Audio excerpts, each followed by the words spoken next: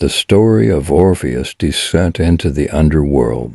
To save his beloved Eurydice is the tragic tale of a love that fought against all odds. The story of Orpheus and Eurydice is one of the most beautiful and sad in Greek mythology. In the story, Orpheus, the greatest poet and musician in history, tries to reclaim his wife Eurydice, who has passed away. To save his loved one, Orpheus will travel to the underworld and back. How far would you go for love?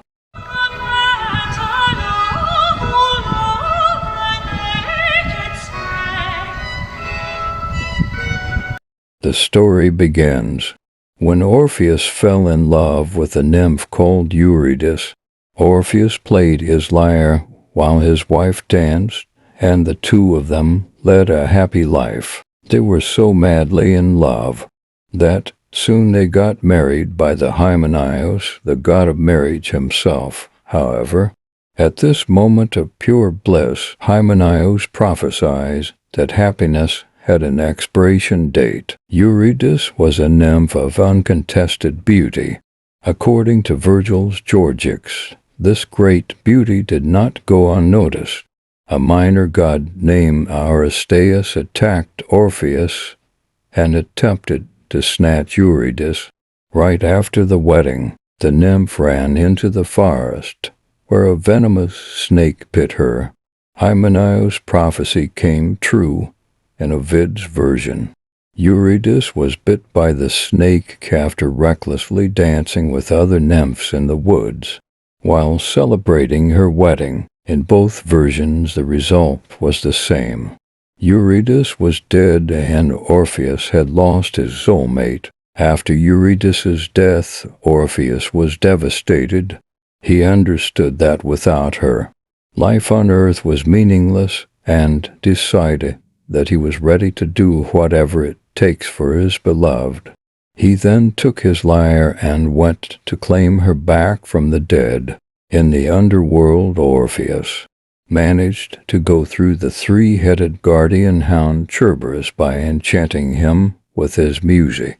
He then began wandering amongst the souls of the dead until he reached the thrones of Pluto and Persephone, the king and queen of the realm of the dead. When they asked him what he was seeking, Orpheus played his lyre and sang.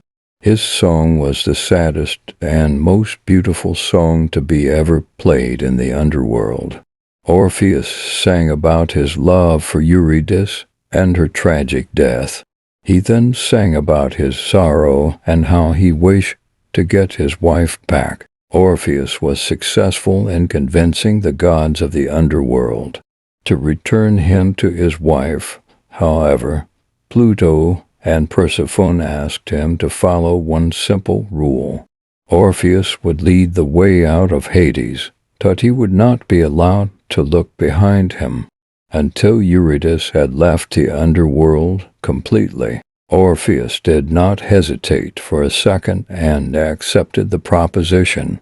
Pluto then presented him to Eurydice, and Orpheus began the long ascension to the world of the living. Orpheus managed to remain calm and did not look back throughout the whole trip. However, the closer they were getting to the light of the world of the living, the more enthusiastic and impatient he was getting. When the first beam of light touched his face, Orpheus immediately turned around to hug his beloved. At that moment he realized his terrible mistake. He was standing in the world of the living, but Eurydice was still standing in the dark world of the dead. As Virgil wrote, Orpheus immediately understood that poured out was all his labor, broken the bond. In horror he took a final look at Eurydice. Her last word spoken was farewell, which he could barely hear, and with no further sound she fell from him again to Hades. Hermes, the sole guide, took Eurydice with him back to the underworld forever. In some alternative versions of the story, Orpheus successfully saves Eurydice, and the two lead a happy life together. Nevertheless, the canonical version of the story is the one with the tragic ending. Pausanias claims that Orpheus committed suicide right after he lost Eurydice for a second time. Most ancient sources, though, disagree. The most common narrative is that Orpheus went on with his life, but never forgot his one true love. It is even said that he stayed true to his word and never got with another woman. Since this is ancient Greece, though, Orpheus found a way around that, and, as Ovid writes, the only friendship he enjoyed was given to the young men of Thrace. Orpheus would sing everywhere about his sorrow and lost love, until he met his own end and was reunited with Eurydice in the underworld. Thanks for watching. If you like my video today, don't forget to press the subscribe button and notification bell to be updated with our new uploads, and include the like. This will be a big help to our channel.